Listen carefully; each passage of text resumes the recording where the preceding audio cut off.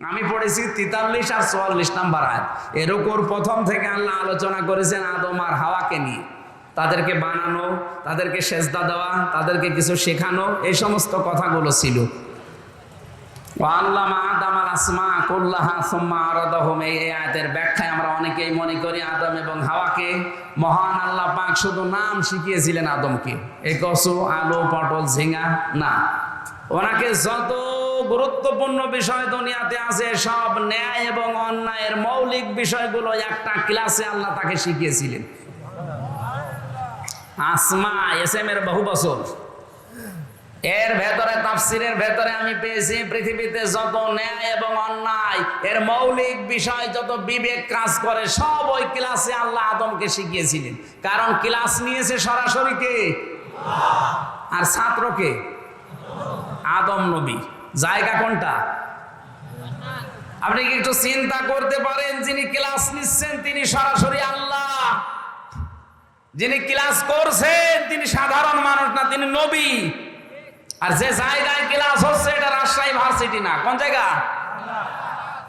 এত বড় একটা গুরুত্বপূর্ণ ক্লাসে আলু, পটল, ঝিঙা এইটা শেখাবে আপনার মনে হয়? ওগুলো তো এমনি শেখানো যায়। উনি শিখিয়েছিলেন এইটা মানব জীবনে ন্যায় কি অন্যায় কি এইগুলো আল্লাহ ওই ক্লাসে শিখিয়েছিলেন। এই জন্য বাবার পক্ষ থেকে আমরা ওইটা অটোমেটিক পেয়ে গেছি। ন্যায় কোনটা অন্যায় কোনটা এটা আমরা এমনিতেই জন্মগতভাবে বুঝি, কারণ ওই বাবার পক্ষ থেকে পেয়েছি।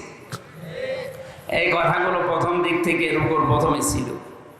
আল্লাহ রাব্বুল আলামিন শেষ পর্যন্ত আদম আলাইহিস সালামকে জানিয়ে দিলেন, হে আদম, তোমাকে আমি পাঠিয়ে দিলাম তোমার স্ত্রী এবং ওই শয়তানকে সাথে দিয়ে, সাথে পাঠালাম আমার হেদায়াত, আমার পথ নির্দেশিকা। যদি মেনে আসতে পারো যেখান থেকে পাঠিয়ে দিলাম আবার এই জায়গায় ফিরিয়ে নিয়ে আসবো। আর যদি মেনে নিয়ে আসতে না পারো, ওয়া ইন্না জাহান্নামা লামাউইদুহুম আজমাইন, যারা মানবে না তাদেরকে ওই শয়তানের সাথে একত্রিত অবস্থায় জাহান্নামে পাঠাবো। কোন জায়গায়? বলেন বলেন। এবার আলোচনা শুরু করছে আয়াত থেকে। আল্লাহ রাব্বুল আলামিন যে হেদায়েত বাণী পাঠিয়েছেন যুগে যুগে, তার সর্বশেষ হেদায়েতের নাম হচ্ছে কোরআনে কারীম। হুদান লিন্নাস, হাদা বায়ানুল লিন্নাস। এই কোরআনে কারীম থাকার পরেও যারা আল্লাহর বিধানগুলো মেনে চলতে পারে না, ব্যর্থ হয়, ওই মানুষগুলোকে আল্লাহ শয়তানের সাথে জাহান্নামে একত্রিত করবেন। এটা আজমাইন বহু বচন দিয়েছেন।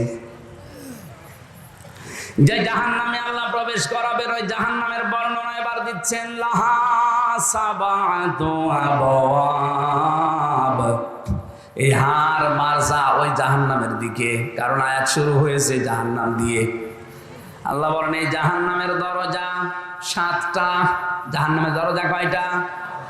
সারা জীবন আমরা এখানে অনেকেই পড়েছি জাহান্নাম 7টা, জান্নাত 8টা। কোন জায়গায় পেয়েছেন আপনি? এই যে জাকিরুল ভাই, কোনদিন পেয়েছেন যে জাহান্নাম 7টা জান্নাত 8টা পেয়েছেন? কোন জায়গায় পড়েছেন? শুনেছেন? শুনে কোরআনে কারিমে সূরা হিজরের 44 নম্বর আয়াতে আল্লাহ দলিল দিচ্ছেন জাহান্নামে একটা, তার দরজা 7টা, জান্নাত একটা, দরজা 100টার উপরে। আমরা হয়তো 8টা বেশি জানি তাই বলি, আমরা 7টা বেশি জানি তাই বলি এগুলো, কিন্তু জাহান্নামের স্তরও অনেকগুলো আছে।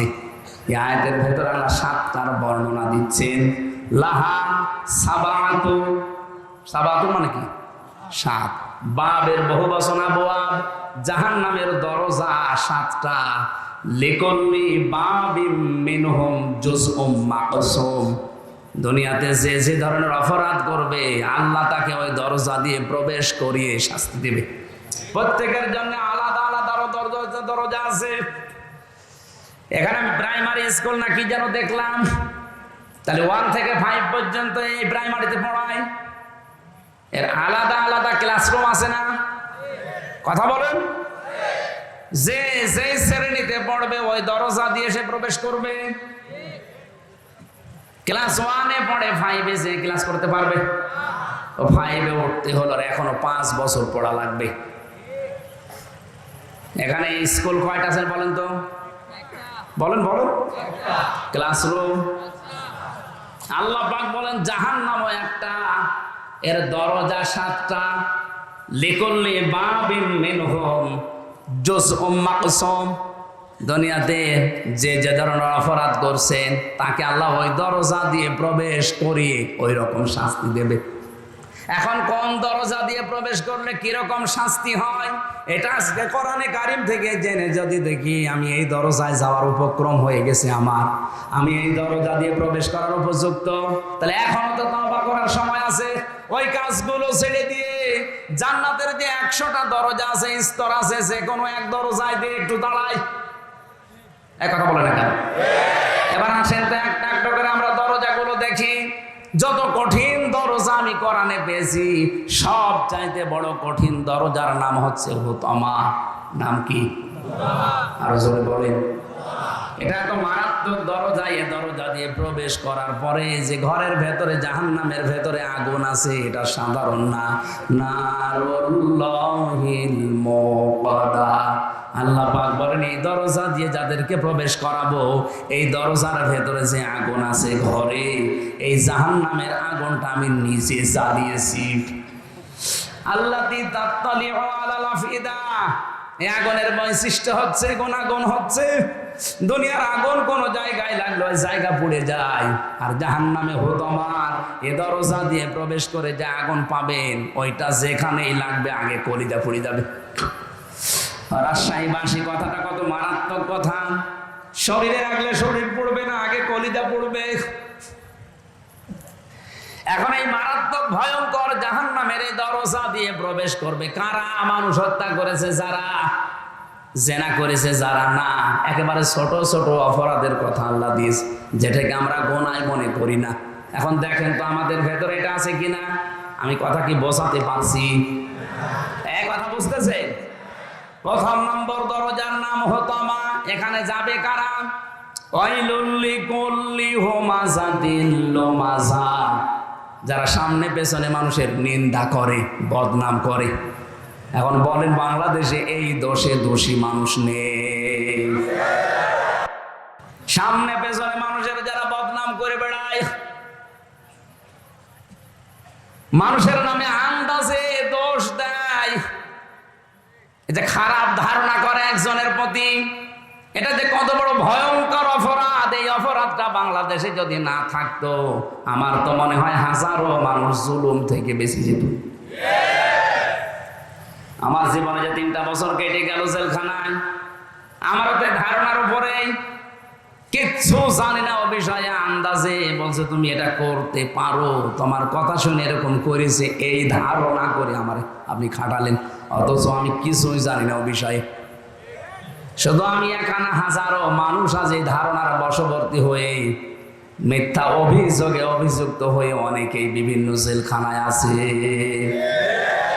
জমি জায়গা নিয়ে মারামারি ছিল, গন্ডগোল ছিল, এখন আর পেরে উঠছে না, করবে কি? 4 বছরের নাতি দিয়ে এর নামে ধর্ষণের মামলা দিয়ে জেল খাটাচ্ছে 7 বছর। আপনার বিশ্বাস না হলে আপনি রাজশাহী চলেন। গাজীপুরের কাশিমপুর কারাগারে আমরা 10,000 মানুষ ছিলাম, 4 জেল মিলে। আমার মনে হয় নারী পুরুষের এই ধর্ষণ মামলাটায় প্রায় ওখানে 3000। সব এরকম, কিচ্ছু জানি না। হয়তো মারামারি হয়েছিল 10 বছর আগে, ওরে ঘায়েল করবে কি দিয়ে? কিছুই পায় না। যখন 3 বছরের ছোট নাতি দিয়ে ওর নামে ধর্ষণের মামলা চালিয়ে 7 বছর জেলে দিয়েছে। মানুষের প্রতি একটা ধারণা করা কত খারাপ, মারাত্মক। তাফসীরের ভেতর থেকে এবার শোনাচ্ছি শিক্ষার জন্য। এটা যারা করছেন তারা থামেন, নয়তো আপনার জন্য হুতমা নামক দরজা কিন্তু উন্মুক্ত হয়ে আছে। ওই দরজায় যে ফেরেশতা আছে তার নাম মালিক। নাম কি? ও কিন্তু দাঁড়িয়ে আছে।